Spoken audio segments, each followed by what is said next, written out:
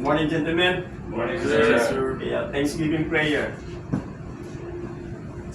In the name of the Father, the Son, and the Holy Spirit. Amen. Our Father who art in heaven, hallowed be thy name.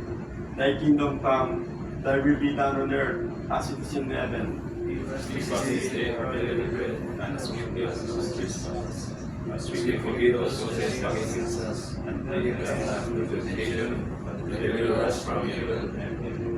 Hail Mary, full of grace, the Lord is with thee. Blessed art thou among women, and blessed is the fruit of thy womb, Jesus. Holy Mary, Mother of God, pray for us sinners, now and at the hour of our death. Amen. Glory be to the Father, and to the Son, and to the Holy Spirit. As it was in the beginning, is now, and shall be world without end. Amen. May mighty God bless us, the Father, the Son, and the Holy Spirit. Okay, gentlemen, interview, duties and responsibilities on board the ship. Master, Duties and responsibilities of the master is ensuring the safety of the crew, ship, and its cargo.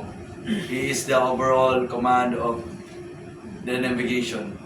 Third is he oversees the compliance with the maritime laws. Fourth is he is the representative of ship communication with authorities and other ship. Last is he also manages the transactions related to ship operation.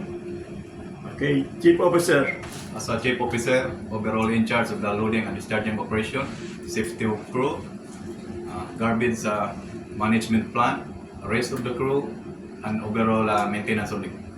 okay, Second Officer, Second officer is the navigator of the ship. He was the responsible for all navigational equipment and safety. Also, he was the one who was making a passage plan of the vessel while underway, and also reporting on master while underway of the vessel, and reporting to the shipmate on deck watch. That's all. okay, Third Officer, Third officer responsibilities over OOW, and is the LAC and FFA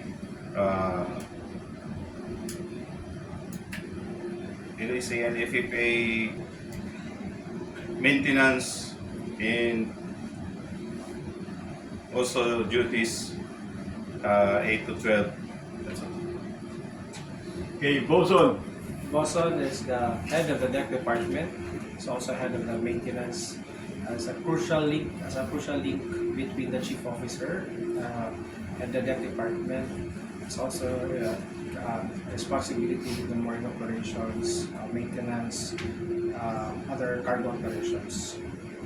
okay, AV, AV duties and responsibility is mainly maintenance of deck. Also, they will assist the officer for cargo handling, especially in crucial situation like mooring operation. Also, they will be necessary for the beach for hand steering when necessary, and also guiding the OS about their duties. That's okay, Seaman, deck maintenance such as painting, chipping, and under the supervision of bosun. That's all.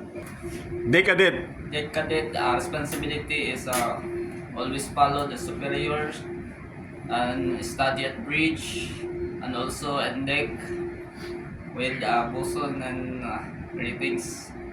okay, very good. Hard starboard now, sir. Okay, Midship, Midship. Midship now, sir.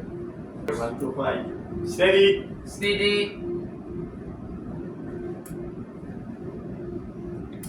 410, 14. 14 now, sir. Midship, Midship. Midship now, sir.